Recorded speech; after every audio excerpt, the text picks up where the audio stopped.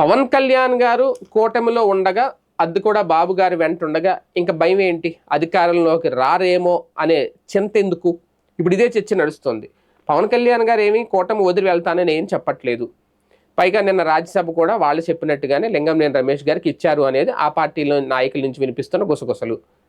So ఇటువంటి సందర్భంలో పైగా ఆయన చెప్తున్నారు, విజనరీ ఉన్న నాయకుడు ఉండాలి, 15 ఏళ్ల పాటు మేము కూటమిలోనే ఉంటాం, అసలు ఎట్టి పరిస్థితుల్లో జగన్మోహన్ రెడ్డిని అధికారంలోకి రానివ్వం. అలాంటప్పుడు ఇంకా మళ్ళీ ప్రజల దగ్గరికి వెళ్ళి వైకుంఠపాళి గేమ్ ఆడొద్దు, మళ్ళీ ప్రభుత్వాన్ని మార్చే ఆలోచన చేయొద్దు అని పదే పదే అంటే ఆ గొడ్డల పార్టీని మళ్ళీ రానివ్వద్దు అంటే ఒకటి ఇక 2 ఏళ్ళు అయిపోతుంది.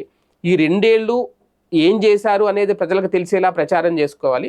ఏం చెయ్యబోతున్నాం, మళ్ళీ అధికారంలోకి రావడానికి ఎలాంటి మద్దతు కూడగట్టుకోవాలి, ఈ ప్రయత్నాలు చేయాలి. ఇంకా కూడా జగన్మోహన్ రెడ్డి గురించే మాట్లాడుతున్నారంటే, ఇంకా కూడా వైకుంఠపాళి గేమ్ ఆడతారేమో ప్రజలను భయపడుతున్నారు అంటే ఏదో భయం వెంటాడుతోంది. అది సంక్షేమం విషయంలో ఫెయిల్ అయ్యామని భయమా, అభివృద్ధి సరిగ్గా చేయట్లేదని భయమా, అమరావతి విషయంలో ముందుకు వేగంగా వెళ్ళలేకపోతున్నామని భయమా, లేదు 3 పార్టీలు కలిసి ఉన్నా సరే వ్యతిరేకత పెరుగుతుంది ప్రజల్లోంచి అనే భయమా? ఆ భయం ఉండబట్టే పదే పదే గొడ్డలి అనే పదం కానీ లేదంటే వైకుంఠపాళి అనే పదం కానీ వస్తుంది.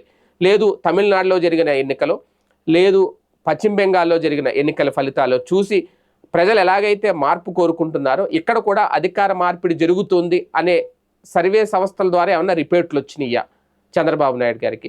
అందుకే పదే పదే ఇప్పుడు నిన్న పశ్చిమ గోదావరి జిల్లాలో చేసిన పర్యటనలో ఈ పదమే వాడారు, వైకుంఠపాళి ఆడొద్దు. అంటే వైకుంఠపాళి అంటే ఏంటి? నిచ్చెన లెక్కించడం, మళ్ళీ పావులతో కాటేయడం, కిందకి దింపేయడం. ఇప్పుడు ఆల్రెడీ నిచ్చెన ఎక్కించారు ప్రజలు కూటమిని. రేపొద్దున కాటేసి కిందకి దింపేస్తారా? ఆ నిచ్చెన జగన్ ఎక్కుతాడా? ఆ భయం ఏమన్నా పట్టుకుందా? ఈ చర్చ అయితే నడుస్తుంది ఆయన మాటలతో.